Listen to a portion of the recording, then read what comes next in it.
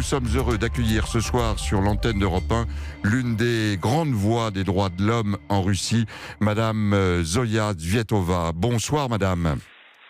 Bonsoir, bonsoir. Nous sommes heureux de vous avoir sur l'antenne d'Europe 1. Ce soir, on salue au passage votre courage dans le contexte politique qui est celui de la Russie.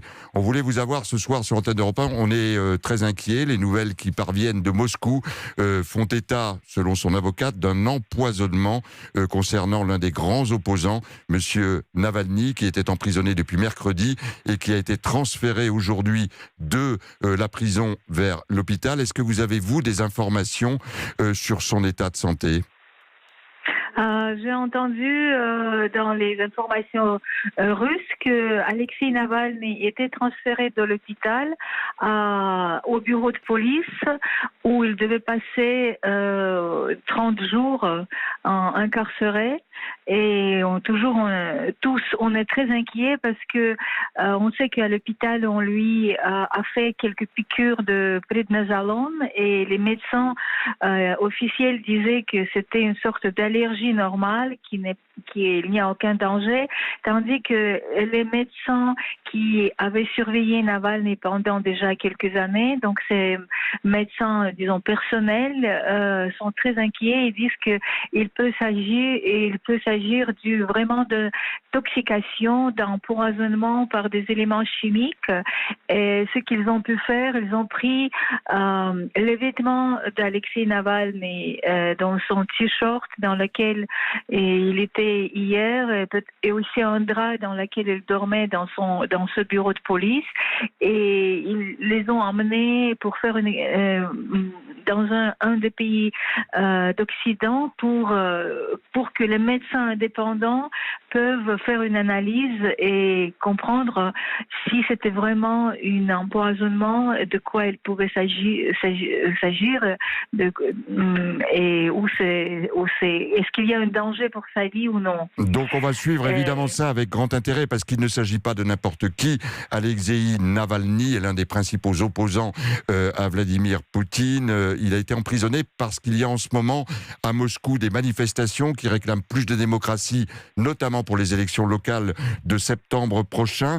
Vous avez le sentiment, parce que ça nous renvoie un peu à 2012, quand dans les rues de Moscou on ne voulait plus de voir Poutine, qu'il y a un vrai mouvement populaire anti-Poutine en train de naître dans les rues de Moscou, Madame Zvietova?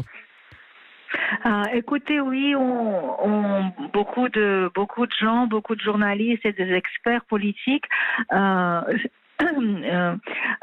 compare ces événements de cette dernière semaine avec celui de mai 2012, mais à l'époque, il s'agissait des élections présidentielles, tandis que maintenant, il s'agit des élections locales à Moscou.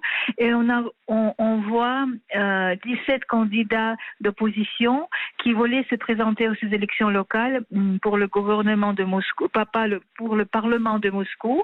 Mais la mairie de Moscou et l'administration présidentielle de Vladimir Poutine avaient très peur que ces candidats peuvent gagner les élections et pour ça, ils n'étaient pas enregistrés, c'est-à-dire ils n'ont pas le droit d'être candidats à ces élections locales et pour ces raisons-là, des milliers de moscovites et des habitants de la Russie qui se trouvaient à Moscou se sont mobilisés et ils sont sortis dans les rues de Moscou 2 fois. Il y a 2 semaines, il y avait une grande manifestation au centre de Moscou. C'était une manifestation autorisée.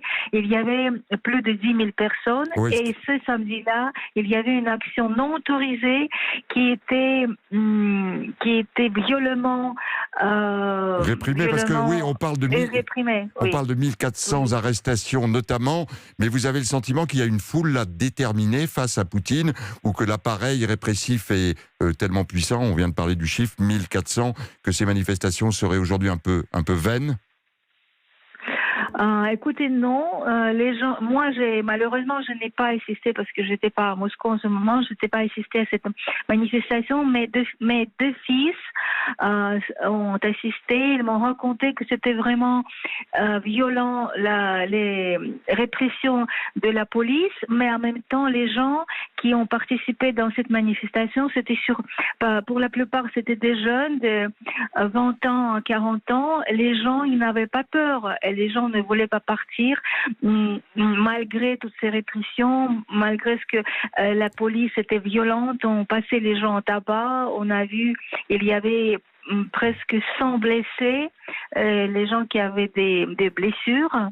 Et aujourd'hui, il y a près de 250 personnes qui devront se présenter devant le tribunal et recevoir soit les amendes, soit ils doivent passer dans les bureaux de police près de 10 jours d'incarcération. Oui.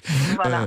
Merci beaucoup. Incarcération. Madame Zuetova, restez un petit peu à l'écoute avec nous si vous avez encore quelques minutes.